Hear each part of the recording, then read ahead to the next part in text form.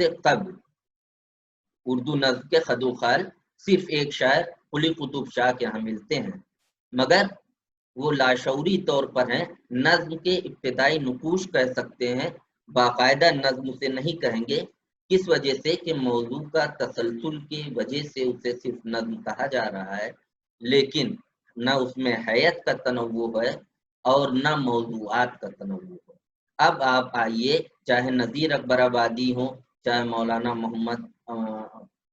مولانا الطاف حسین حالی ہوں، چاہے مولانا محمد حسین آزاد ہوں، چاہے علامہ اقبال ہوں، چاہے فیض احمد فیض ہوں، چاہے جوش ملیح آبادی ہوں اور اختر شیرانی ہوں، اختر الایمان اور نون میم راشد اور آج کے عہد تک کے جتنے شعرا ہیں، ان کے ہاں دیکھیں گے نظموں میں موضوعات کا تنوع، نظموں میں موضوعات کا تنوع قلی قطب شاہ کے یہاں نہیں ہے، نذیر اکبر آبادی کے یہاں ہے۔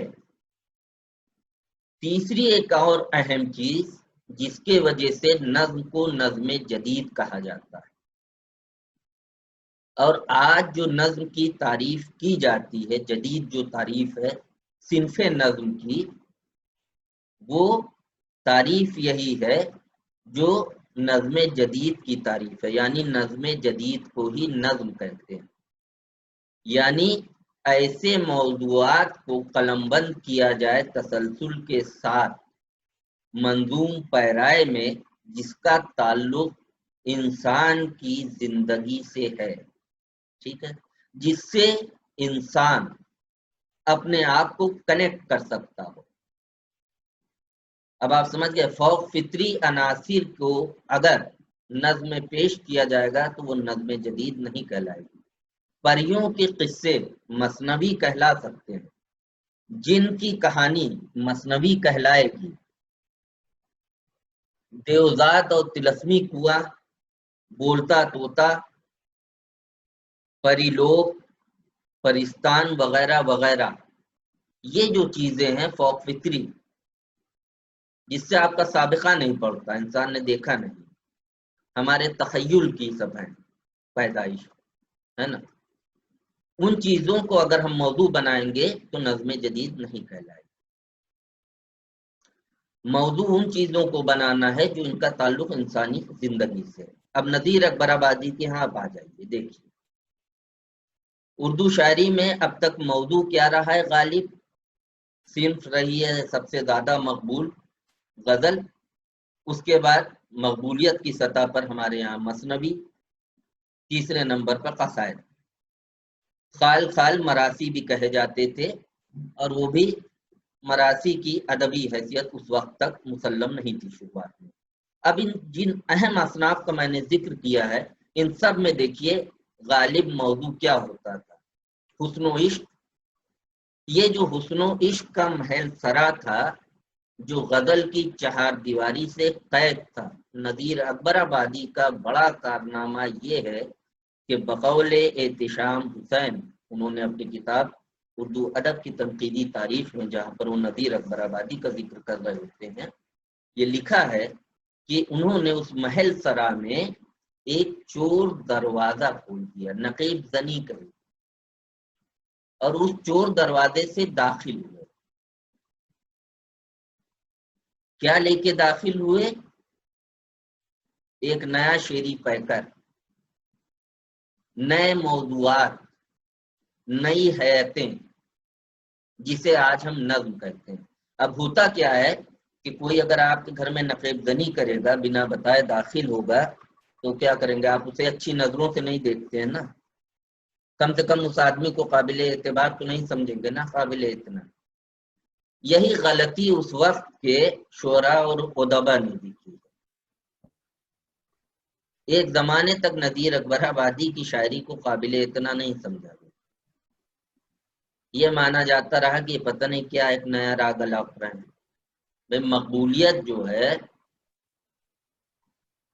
خاص و عام میں اس وقت غزل کی تھی، موضوعات حسن و عشق اس سے بچا تو شاعری جو ہے درباروں میں آ کے مقید ہو جاتی تھی۔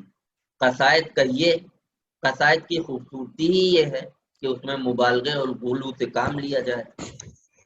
अशार में बुलंद आहंगी हो, झूठ सच से कोई मतलब नहीं है, आपके कहने का तरीका अच्छा हो, वाह वाह आपको मिलेगी, तारीफ भी मिलेगी, इनाम और इकराम भी मिलेगा।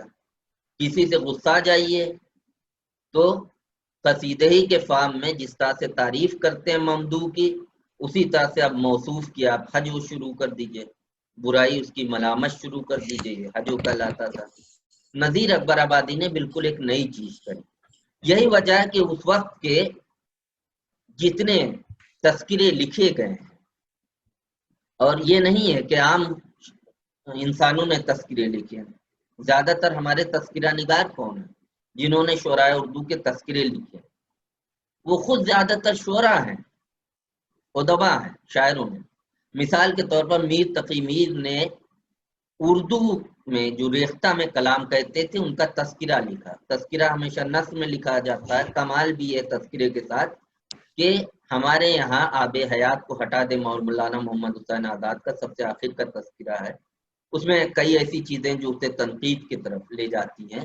तो बाकी सारे तस्किरे उर्दू शोरा की तस्किरे हैं, उनके बारे में लिखे गए, मगर जिस जुबान में लिखे गए हैं वो जुबान है फारसी। मीर तकी मीर का तस्किरा है निकातुश शोरा। मीर ने अपने अहद के तमाम शोरा का जिक्र किया है। जो तस्किरे का तरीका होता है कि मुख्तसर हालात जिंदगी और उसके बाद नमूने के तौर पर चंद अशार को पेश कर दिया जाता है। जरा सा मैं वक्त देखूं। अब इसमें जाती पसंद नापसंद का जरूर दखल रहता है कि जो शेर जिस मुसन्निफ को या तस्किरा नवीस को जो शायर ज्यादा पसंद आता है उसके बारे में जाहिर है कि वो ज्यादा लिखता है, ज्यादा सतरें रंगीन करेगा। जो उसे कम अपील करती है, जिसकी शायरी कम लिखेगा मुख्तलिफ वजह के बिना पर। मगर बहरहाल उस अहद के जो नामवर शोरा हैं उनको लिखता है। मीर तकी मीर ने भी ये काम किया है। अपने अहद के बड़े शोरा को तो लिखा ही है, जो कम जिन्होंने कलाम करा है मगर रेख्ते में थोड़ा बहुत कलाम मिलता है उनका भी जिक्र कर दिया। मीर के जवाब में उसी जमाने में अली अल हुसैनी अल गर्देजी, गर्देजी जिन्हें कहते हैं, उनका तस्किरा भी मशहूर है। तस्किरा रेख्ता गोया के नाम से उन्होंने लिखा। उन्हें यह एहसास था कि मीर तकी मीर ने बास अच्छे यानी बुलंद मर्तबा जो बुलंद पाया शोरा हैं उनके साथ इंसाफ नहीं किया, तो उन्होंने वैसा इंसाफ किया। उन्होंने सौदा के लिए सफात पे सफात रंगीन किए हैं। सौदा का जिक्र 3 से ज्यादा सफात में किया। और मीर तकी मीर का पता है कितने सफे में जिक्र किया है? आधे से कम में। अब आप ये समझ लीजिए, इसीलिए इसे हम तनकीद नहीं तस्किरा कहते हैं। बहरहाल जिक्र किया है, नजरअंदाज नहीं कर सकते थे। कमाल ये है कि इन दोनों तस्किरा नवीसों ने, वली मोहम्मद नजीर अकबर आबादी उसी अहद का शायर है जिस वक्त ये दोनों तस्किरे लिखे गए हैं। अच्छी खासी शायरी नजीर कर चुके थे और कर रहे थे आगरे में। दिल्ली से आगरा इतना भी दूर नहीं था, करीब है, वेस्टर्न यूपी का हिस्सा भाई। लखनऊ फिर भी दूर था। कहीं भी नजीर अकबर आबादी को जगह नहीं मिली। इसी तरह से तस्किरा गुलशन हिंद है गुलाम हमदानी मुसफ़ी का, तकरीबन सब उसी जमाने में आगे पीछे लिखे गए। इसमें भी जिक्र नहीं आता नजीर अकबर आबादी के। ज्यादातर तस्किरा निगारों ने नजीर का जिक्र तक नहीं किया, नाम ही नहीं आया है कि ऐसा कोई शायर है। एक तस्किरा है शेफ्ता का, उसका उन्वान है तस्किरा गुलशन बेखार। ये अहम चीजें जो कह रहा हूँ, जैसे कि तस्किरा गुलशन बेखार मैंने भी जिक्र किया और इसके मुसन्निफ का भी जिक्र किया शेफ्ता, तो इन चीजों को चाहे तो आप नोट कर लीजिएगा। कहीं पर जहमत हो या आवाज ना पहुंच रही हो या कहीं पर टेक्निकल कोई प्रॉब्लम आ रही हो कम्युनिकेशन में, तो सवाल आप भी कर सकते हैं, ठीक है, वो पूछ सकते हैं। ये तस्किरा वाहिद उस जमाने में मिलता है जिसमें नजीर का जिक्र आता है। अब जिक्र आया भी तो कैसे जिक्र आया? अब जुल्म देखिए आप क्या हो रहा है कि 2 सतरें सिर्फ नजीर के बारे में लिखी गई हैं, वो भी उनकी तारीफ में नहीं लिखी गई। ان کی نقص بیان کیے گئے ہیں۔ نظیر کے کلام کو سوقیانہ کہا گیا ہے، مطلب سمجھتے ہیں نا سوقیانہ،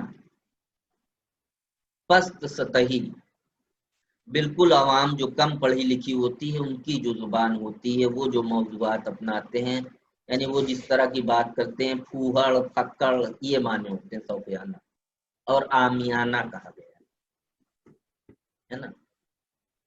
یہ تو بہت بعد میں نذیر اکبر آبادی کے ساتھ ہوا، تقریباً 50 سال بعد، جس زمانے کی میں بات کر رہا ہوں، نذیر پر کام ہونا شروع ہوا۔